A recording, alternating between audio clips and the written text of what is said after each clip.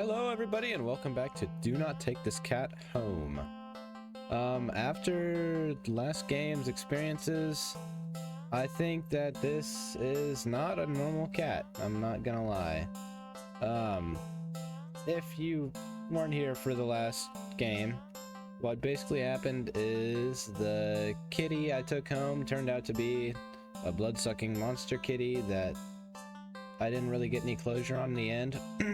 I just abruptly died, or something happened, I'm not entirely sure. But it looked like the evil kitty was staring at me down the street, so I'm gonna go ahead and get started with part 2 for this. Let's go ahead.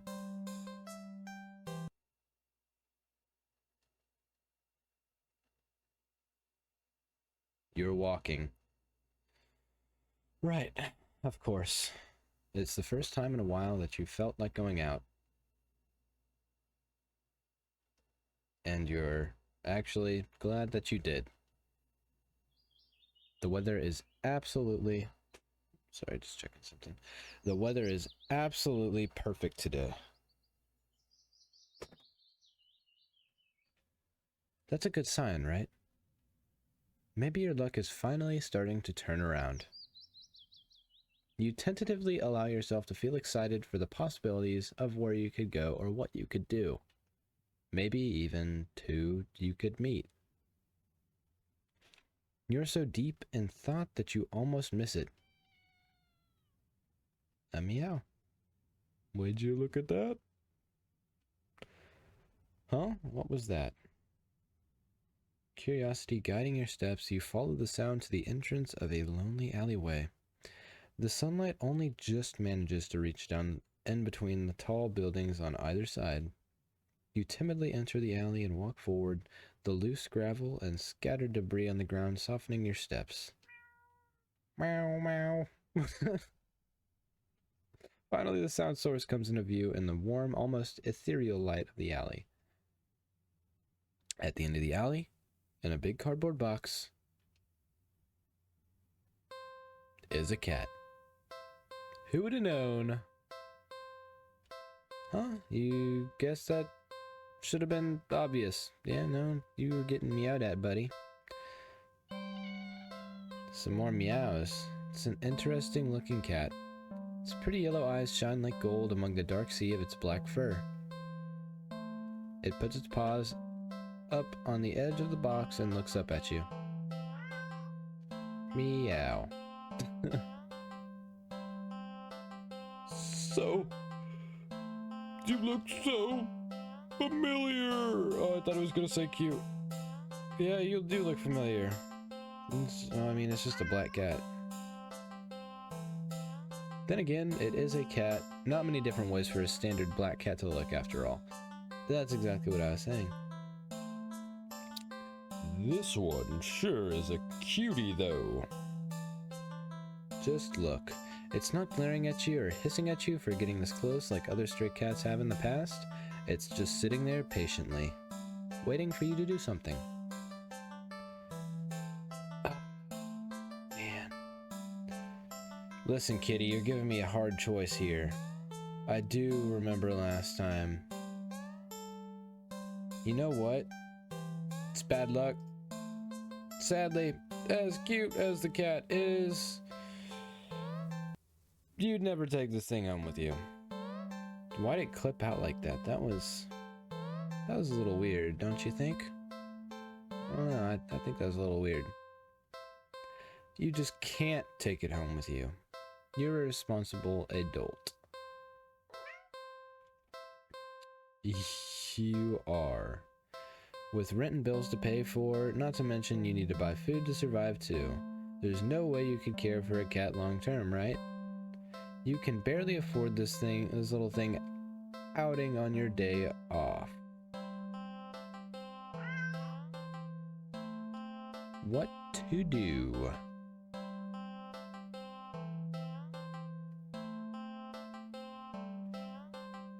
Oh man, there's lots of options here. I'm gonna stick with my gut. Sorry, kitty. This episode, I'm leaving you in the dust. I saw what you did to me. I remember last part. It's not good. You don't think it's a good idea to get the cat's hopes up of having someone look after it if you're not willing to commit. What if it gets attached and somehow tracks you down back to your home? Ooh, what was that little clip there? I'll have to go look at that later. Sorry to see you around, I guess. Or, sorry, see you around, I guess. Whoopsie daisies. You stand up, the cat watching your every move.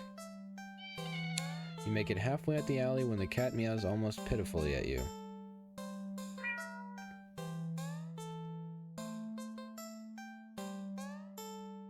Sticking with my gut. Sorry, kitty. Nope. You need to nip this in the bud and get on with your day. It's what's best for the both of you. You leave the alley and continue on your way. Wait, what was I doing? In all the excitement of dealing with your furry dilemma, you'd forgotten that you still hadn't decided on what you were going to do for your day off.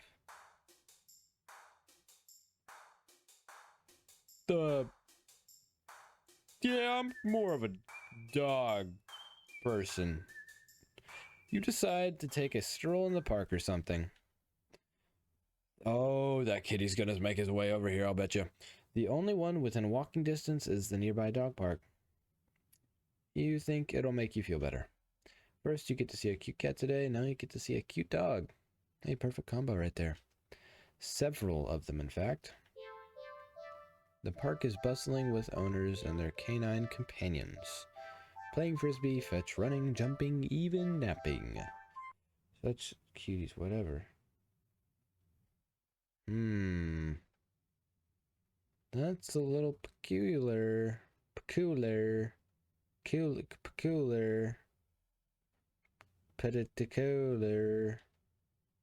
Whatever. Like you'd want anything to do with these mangy mutts. Whoa. What's wrong? You didn't think like that. You decide to move on. Is that cat getting inside of my head? Is he doing mind control spells on me? Like Harry Potter? Or something like that? Oh well. The dogs are also adorable. You want to pet every single one you come across. But you know not all owners are cool with strangers just walking up and manhandling their pets. Not all dogs appreciate it either. So you stroll around the path, trying to exude a welcoming aura that will beckon one of these cute doggies to you. Well, my puppy, Izzy, would absolutely allow it to happen. She's definitely a very socially, she loves people. Alrighty, let's get back to it. Enough about Izzy. You don't have to wait very long. Borf! You stop at the smallest, cutest puppy you've ever seen. Oh, you stop as the smallest, cutest puppy you've ever seen. Scampers up to you, blocking your path. What?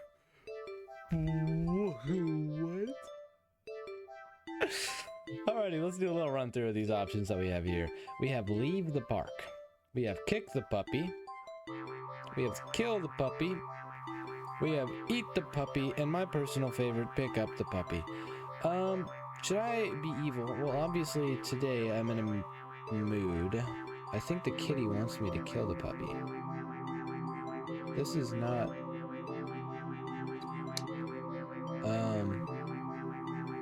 I want to do something very rash, but I think we're sticking to one narrative right now, so I'm gonna pick up the puppy. I don't want to hold it anymore. I don't want to hold the puppy anymore. Terrified, you drop the puppy to the ground, practically throwing it from you. You immediately feel horrible, wincing in guilt at the tiny yelp it releases upon hitting the ground. The owner shoves you aside with a cutting glare and storms away with their puppy. I'm sorry! You had a demon puppy that scared me. You call out, but they don't turn back or respond. Not that you expected them to. Hey, buddy, I think it's about time that we head out from the dog park. This does not seem to be working out very well. You deserved it. Yeah, you threw a puppy on the ground, brother. think you did. You're not feeling so great about being at the park at the moment. Maybe you should leave? Yeah, good idea.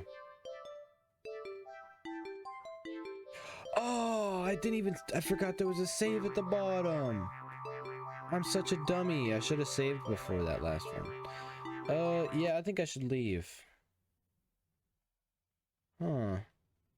What's that? Two wonderfully yellow eyes. I think I'm gonna save here. I think I'll go watch a movie. It's been a while since a film came out that looked interesting, enough for you to drag yourself to a movie theater, but there's a showing of one such film at the old theater. The movie was a little too niche to be picked up by the new cinema that opened right across the street. That's okay though, you're not exactly a fan of the crowds.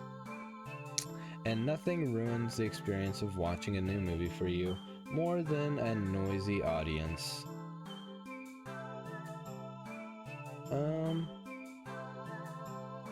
Let's go to the old theater. Sounds great. You eagerly buy your ticket from the kind old man in the booth and head inside. It's barren of any trace of other people, and the decor looks like it hasn't changed since the 80s. Maybe even the 70s. But it's what you were counting on. You consider buying some popcorn, but can't help but be concerned that everything at the concession stand might be expired. Yeah, old people have a tendency to do that. My grandmother fed me pizza rolls that expired 3 years prior. She had just forgotten them in her freezer. I don't know. It's just something, just food for thought, I suppose. You move on and walk through the halls, finally locating the theater designated on your ticket stub. As expected, the theater your movie will be playing in is completely empty. Perfect. You pick a spot right in the middle, even counting the seats and taking it into consideration the gap of the staircase. As you settle in, the dim lights fade away, leaving the room pitch black for a few seconds before the screen flickers on. No commercials or trailers pop up, the movie just begins. Hey, that's always nice. The AMC stuff is just commercials and stuff. Don't really enjoy it. Pleased, you shrug and let yourself get immersed in the opening scene. But just as you're getting into the premise, the doors open behind you, momentarily casting light into the room, ruining the atmosphere. It's about par for the course. You hold in a frustrated sigh. It's a public establishment after all. The place can't exactly afford to stay open if you're the only customer. You try to refocus on the movie, but you sense the new presence slowly shifting around the theater before heading in your general direction. What? Hello? You gape in utter disbelief as the stranger shuffles down the aisle, only to sit right in front of you. Hey, stranger. That's not very cool. I don't appreciate that, bud. There's no one else here and plenty of places to sit. The stranger is also unusually tall. Maybe he's just 6 black cats in a trench coat. Even with the stadium-like arrangement of the seats being on a somewhat steep incline, they're completely blocking your view. You know what? I've had enough of this today. I threw a puppy on the ground. I didn't take a stray kitten home with me. Now I'm going to confront this guy. You hate confrontation. You can already feel your palms starting to sweat at the idea of it. Your throat's closing up and your body's starting to shake. You've always been more of a flighter than a fighter. But you paid for this ticket. You've wanted to watch this movie for ages. And now this total stranger has ruined the entire experience for you. You're all alone in the theater. There's no one who will help you if something goes wrong. But you're angry enough that you ignore the signs of your body begging you to Put as much distance as you can between yourself and the stranger. You stand up, even standing and higher up on the incline. The stranger is at least a head taller than you. I told you, this man is definitely 6 black cats and a trench coat. Telling you, it's the truth. The movie continues to play in the background, but you feel as if a hush immediately falls heavily over the theater at your moment. As if you can sense the stranger anticipating what you plan to do next. Oh, funny little typo, but oh well, mistakes happen. I say stupid shit all the time. You square your shoulders and force a little bass into your voice. Hey! Hey! The effort makes your words come out more harshly than you intended, like a sudden and vicious bark. But you figure they deserve it anyways. Yeah, probably. You're being a real jerk, you know that? Just what are you playing at, huh? You trying to piss me off? Nothing to say? The silence that follows your words is deafening. So much so that you glance at the screen only to find that the movie has paused. Your attention is ripped back to the stranger in front of you as they shift slightly, like a small animal trying to desperately anticipate the moves of a predator. You don't move an inch. You don't look away. You don't dare to blink. Instead, your eyes widen as the person's head turns, then turns some more, then turns more, beyond what should be possible, neck bones cracking to face you directly. You can't move. Wide, glowing eyes resting above a wider, grinning mouth gazing down at you. Yeah, I'm not a big fan of the way your face is set up, the big old smile you've got. How many teeth you got in there? It looks like you got more teeth than you probably should have in there. Why are your eyes like that? Those big spinny circle thingies. Not a big fan of that. The stranger opens their mouth and what comes out is something impossible to comprehend.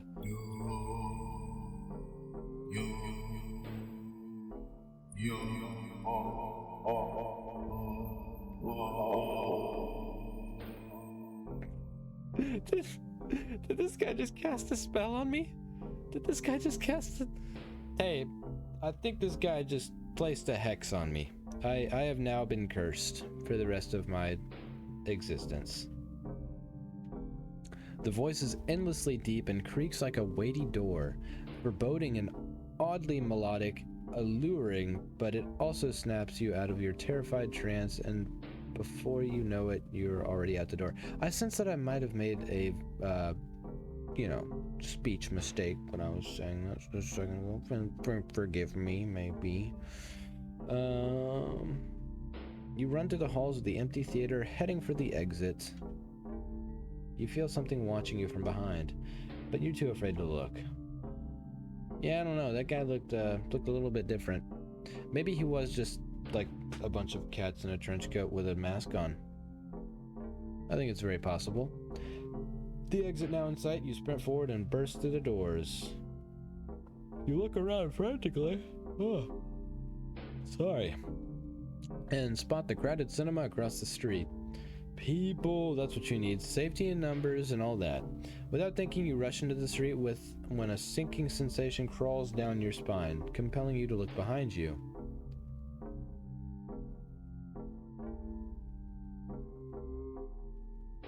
You know, curiosity is getting the better of me. Let's look behind ourselves real quick. Despite your resistance, you feel your head turning to look back of its own accord. While in the middle of the street, you catch a glimpse of the grotesque-looking person standing behind the glass doors of the old theater. That's kind of horrifying. watching you intensely, cradling something in their arms. Oh! Would you look at that?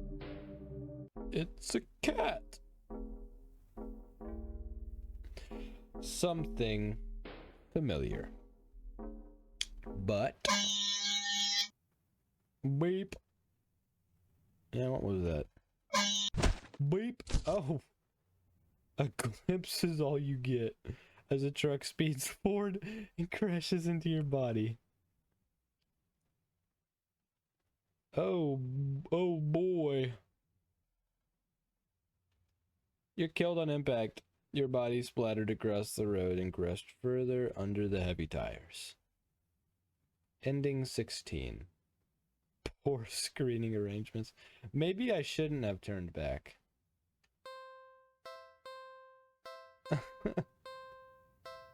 Alrighty. What an interesting little avenue that took there. Okay, well, I'm gonna go ahead and call it here real quick. Just to, you know, think ahead, I don't think I'm going to actually make it through every single ending on this game. I think it said on the website there's like 39 or something like that, but I am gonna do my best to get through a lot of them. But yes, it seems that my feline friend has acquired a shadow man of sorts. Maybe 6 cats in a trench coat. Either way, I will catch you later. Bye-bye.